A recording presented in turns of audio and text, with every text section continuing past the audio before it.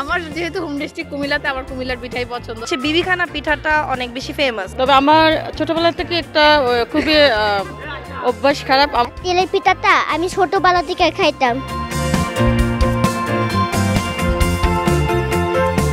আমি হচ্ছে আজকে আসলাম, আমি কিছু কিছু পিঠা ট্রাই করেছি আসলে, কিন্তু আমি হচ্ছে বিবিখানা পিঠাটা খুঁজছিলাম, যেটা এখনো পাইনি। আমার গ্রামের বাড়ি হচ্ছে শরীয়তপুরে, মানে আমার বাবার বাড়ি। তো ওইখানে হচ্ছে বিবিখানা পিঠাটা অনেক বেশি ফেমাস। তো এটা আমি একটু খুঁজছি, বাট এখন অলরেডি অফ টাইম, আর সারাদিন যেহেতু পিঠাগুলো অলরেডি নেওয়া, তো আই গেস কালকে বা পরশু আরেকবার আসা পড়বে, তারপর আরও বেশি সুন্দরভাবে। আর আয়োজন তো প্রতি বছরই আসা হয়, গত বছরের থেকে এইবার একটু অনেক বেটার হয়েছে গত বছরের তুলনায়।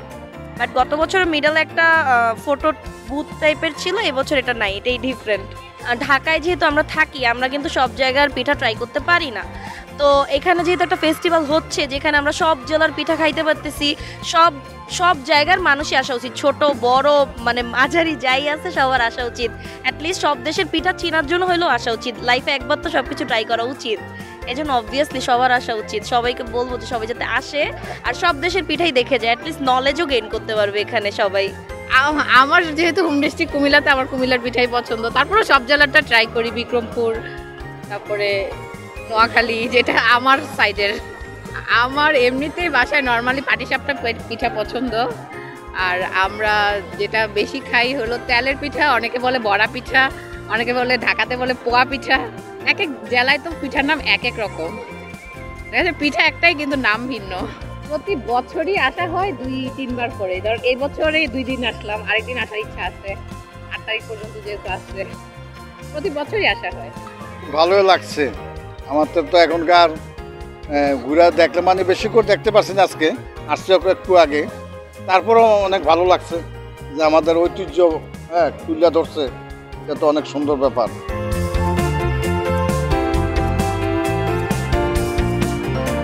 আমার তেলের পিঠা আর আমার কাছে আর তাঁতের একটা পিঠা, এগুলো এই দুই পিঠাটা আমার ফেভারিট, অনেক মজা লাগে। তেলের পিঠাটা আমি ছোটবেলা থেকে খাইতাম। আর পাটি সাপটা পিঠা আমি একটু বড় ছিলাম তখন, আমি ফার্স্ট টাইম খেয়েছিলাম, অনেক মজা ছিল, ইয়াম্মি ছিল।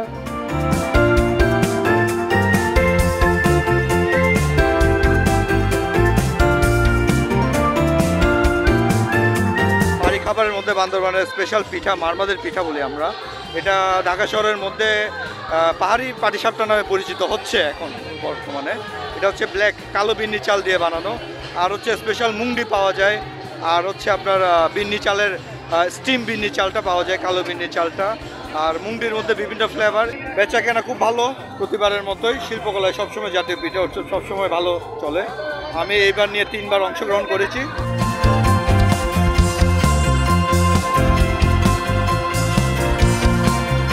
তবে আমার ছোটবেলা থেকে একটা খুবই অভ্যাস খারাপ। আমার যেখানে পিঠা মেলা হয়, পিঠা উৎসব হয়, সেখানে আমি যাই। পিঠা, তারপরে হাঁসের মাংস, মানে অনেক রকমের পিঠা, কিন্তু পাটিসাপটা, তারপরে পুলি, ভাপা পিঠা, অনেক পিঠা আমার খাওয়া হয়েছে। আজকে অনেকগুলো পিঠা খেয়েছি, খুবই ভালো লাগছে।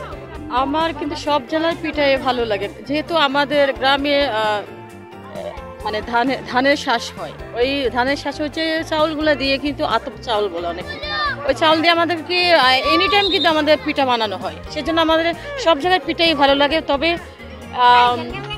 সিরাজগঞ্জের পিঠাগুলো আমার খুবই বেশি পছন্দ। আমাদের এখানে বেচাকেনাটা আলহামদুলিল্লাহ খুব ভালো। পিঠার মধ্যে আমাদের কিছু অনেক আইটেম আছে। পুলি পিঠার মধ্যে 4টা আইটেম আছে। একটা হলো ভেজা পুলি, মানে দুধ পুলি, সিদ্ধ পুলি, তারপর চিকেন পুলি আর ভাজা পুলি। আর এখানে আছে হলো লবঙ্গ লতিকা, তারপর এটা হলো তক্তি পিঠা বলে, নারকেলের তক্তি, দুধ চিতই, হ্যাঁ এটা দুধ চিতই বলে, রসগজা, এটা মালপোয়া।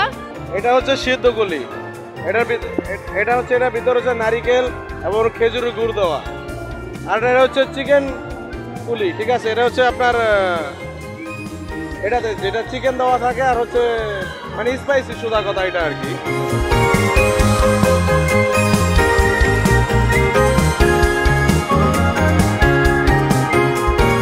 বিশেষ করে এখন বরিশালের পিঠা খেলাম, অনেক কম দামে দিল, সর্বশেষে আমাদের কিছু উপহার স্বরূপ দিল, অনেক ভালো লাগলো।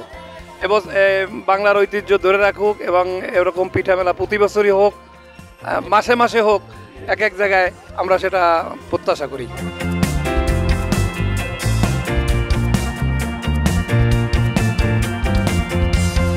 আমাদের এই পিঠাগুলো অর্গানিক এবং সুস্বাদু, নিজস্ব ঘরোয়া পরিবেশে তৈরি। যারা একবার খেয়েছে তারা বারবার ছুটে আসতেছে। মাশাআল্লাহ আমাদের কেনা বেচা অনেক সুন্দর হচ্ছে। আর বিশেষ করে আমার আপু, সে নিজে হাতে পিঠা তৈরি করে, আমরা সহযোগিতা করি, আমরা এসে বেচা কিনা করি। হাঁসের মাংস তিনি নিজে রান্না করে। আর এখানে দেখেন পিঠে সব শেষ, কিছুই নাই।